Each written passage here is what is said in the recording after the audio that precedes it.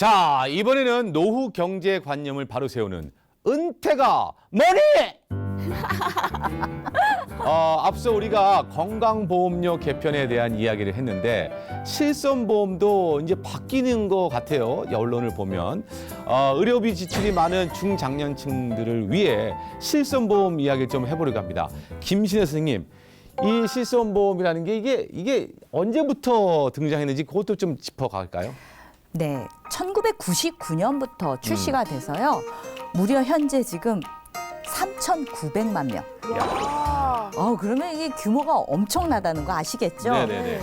근데 말 그대로요. 실손보험이라는 건 실제적인 손해만큼을 보상받는 보험이잖아요. 그러니까 우리가 건강보험료에서 내고 건강보험으로 보상받지 못하는 부분들, 본인 부담금이란 표현을 쓰죠. 네. 내가 납입해야 되는 그 부분과 또 비급여 의료비에 대한 부분을 보장받는 그런 보험이라고 보시면 됩니다. 그렇습니다. 저도 실손보험 이때쯤 이걸 왜 굳이 들어야 되지?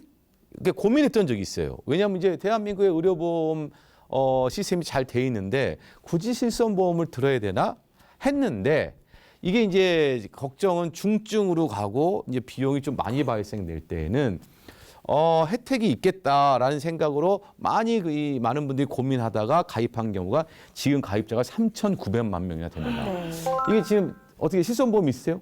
네, 저 같은 경우에도 실손보험 그게 뭐 필요한가 하고 들어놨어요. 들어놨어요? 근데 최근에 하고? 네, 치료한가 하는데 엄마가 들으라고 해서 들어놨거든요. 들으라고 해서? 네, 근데 최근에 제가 그 혜택을 정말 쏠쏠히 봤습니다. 그래요? 왜? 네, 제가 간단한 다리 수술을 했는데 이게 비급여다 보니까 가격이 생각보다도 어마어마하더라고요. 근데 실손이 없었다면 이걸 제가 다 부담을 했었어야 되는 상황인데 도움이 많이 됐습니다. 이제 실제로 이거 굳이 들어야 되는데 부모님이 들어봐라 했다가 실제로 지금 이제 한 번에 경험을 하시고 나서 실손보험의 효력이 있구나 이렇게 느끼셨어요. 정태 씨는? 예, 저도 뭐 주변에서 다 들으니까 이거는 꼭 들어야 되는가 보다 하고 들었죠. 본인의 판단으로 든 게 아니고 주변에서 드니까 나도 들어야 되는구나 이렇게 드신 거예요? 보험 전문가들이 꼭 있어야 된대요. 이거는. 갖고 온 가족 다 들었고요. 이게 근데 저는 그 혜택을 별로 못 보는데 우리 아내랑 아이들이 자주 아프니까 예, 좋더라고요. 예. 정확하게 알고 드신 분들이 제가 볼 땐 그닥 많이 안 계십니다. 왜냐하면 지금 의료보험비를 내고 있고, 예, 그리고 또 실손보험비도 나가야 되고 이게 어떻게 보면 이중 부담인데 이걸 고민을 많이 하셨던 분이 많거든요. 근데 지금 작년에 4세대 실손보험이 출시됐습니다. 네, 그렇습니다. 이건 또 뭔가요? 예, 앞서서 김신혜 선생님께서 말씀하셨듯이 1999년도에 네. 우리가 국민건강보험으로 우리 개인의 건강보험료를 다 충당하기에는 상당히 부담이 되지 않습니까? 네네. 그래서 저희 개인의 의료비 부담을 좀 해소하고자 처음 출시된 게 제1세대. 네, 그다음에 그로부터 10년 후인 2009년도 10월에 제2세대. 네. 그다음에 또 8년 후인 2017년도 4월에 제3세대. 그래서 가장 최근에는 작년 7월에 출시된 4세대 이렇게 변경이 되었습니다. 네. 자, 그럼 우리가 알아야 될 거는 왜 이렇게 자꾸 변경이 된 걸까요? 예. 오정태 학생? 왜 변할까요? 이렇게 다시 한번 질문 질문이 드리겠습니다. 들어왔습니다. 예. 물가네요. 그렇죠. 물가? 네. 물가가 이제 오르니까 뭐 병원비도 오르고 그러니까 그걸 다 이제 조절을 해야 될 거 아닙니까? 예, 15점 드리겠습니다. 15점. 예. 자, 주현정 씨. 네, 영화도 1, 2, 3, 4편이 나오듯이 4편이 나온 게 아닐까요? 에이, 빵점. 야, 저희 은퇴학교의 재학생 두 분이 이게 제가 지금 더 다니셔야겠네요. 예, 이거. 근데 저는 그래도 전교 1등입니다. 네. 전 2등이어서 다음 시즌을 노리고 있습니다. 또 15점이 전교 1등이면 문제가 있죠. 자, 제가 좀 정리해서 간략하게 말씀을 드릴게요. 네. 1세대부터 4세대까지 변경된 내용을 보시면 되는데요. 가장 중요한 게 급여, 비급여, 즉 내가 부담하는 금액, 보장 비율입니다. 자기 부담금이라고 하고 또 공제금이라고 하는데 공제금액이 0%에서 반대로 10%, 그다음에 20%, 4세대에서는 총 30%까지 오르게 됐습니다. 그래서 결론은 뭐냐면 여러 가지 말씀해 주셨는데 보험사가 상당한 손해를 보고 있다. 그 말은 우리 가입자분들은 훨씬 더 많은 이득을 보고 있기 때문에 꼭 가입해야 될 보험 중에 하나다. 이렇게 보시면 될 것 같습니다. 보장 비율은 100%에서 지금 80%까지 내려오고 네. 자기 부담금은 내려온 만큼 이제 올라가게 되는 올라가고. 거죠. 예. 같은 얘기죠. 뭐 네, 사실은. 맞습니다. 예. 죄송합니다만 이제 이런 질문이 나와요. 이렇게 변화하고 있는데 그 실손보험이 그 전에 있던 분들은 이제 4세대 보험으로 그럼 바꿔야 되냐? 이런 고민을 좀 해볼 수 있잖아요. 그러면 이제 과연 그 보험을 바꾸는 전환하는 것의 장점은 뭐고 단점이 뭐냐 네. 이러하게 우리가 볼 수 있는데요. 네.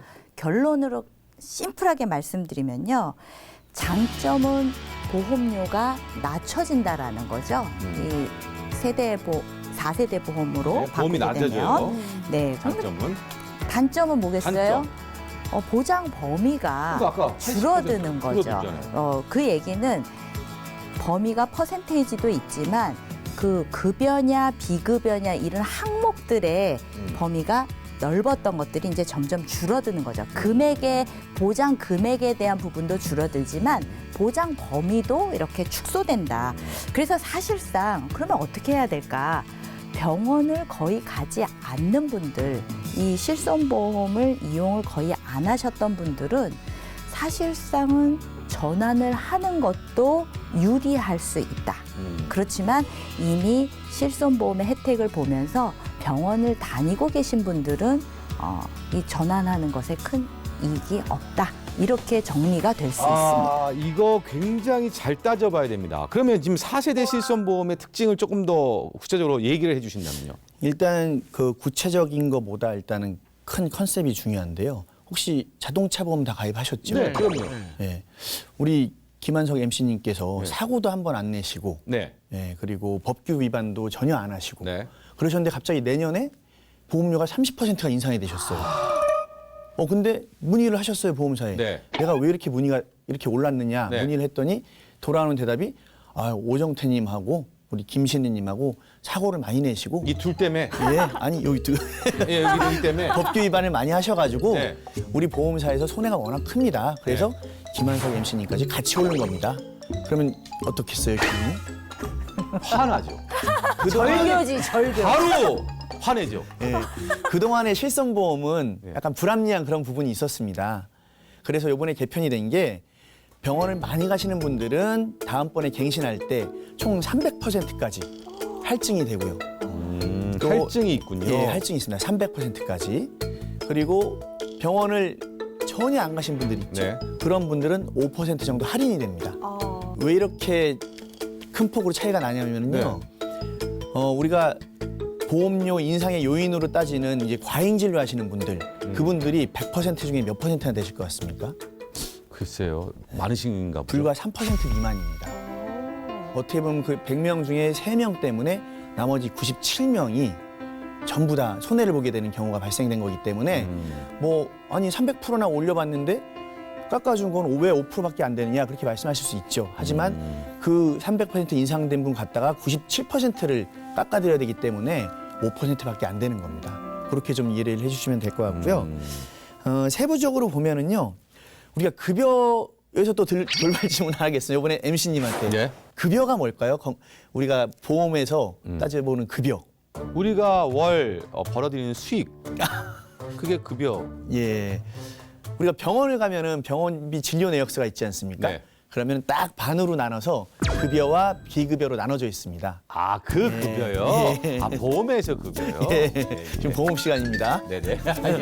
또 야단 맞았습니다. 저 오랜만에 야단 맞았습니다. 예, 이렇게 야단 맞으면서 배워야 돼요. 예.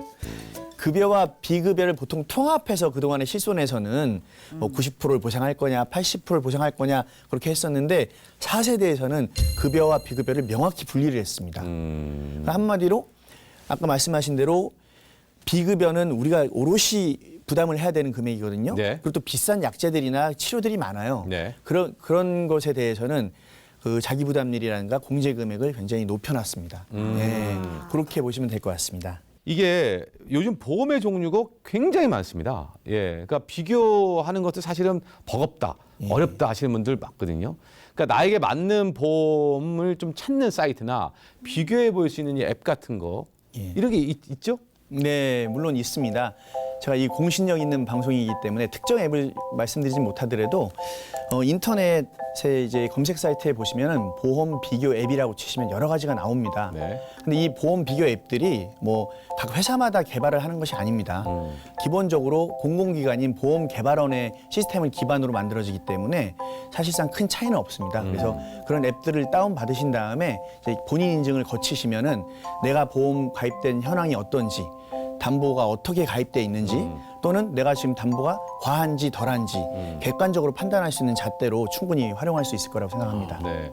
솔직히 지금 오늘 이 보험 얘기를 하면서 여러분들에게 좀 더 구체적으로 말씀을 드리고 싶은데 그게 조금 아쉬워요. 네. 그러니까 지금 실손보험의 변천사를 쭉 들어봤는데 은퇴학교에서 여러분에게 꼭 말씀드리고 싶은 건 이제 우리가 한 번쯤은 체크하고 점검해야 되는 시기라는 걸 그걸 강조해 드리고 싶은 거 잊지 마십시오.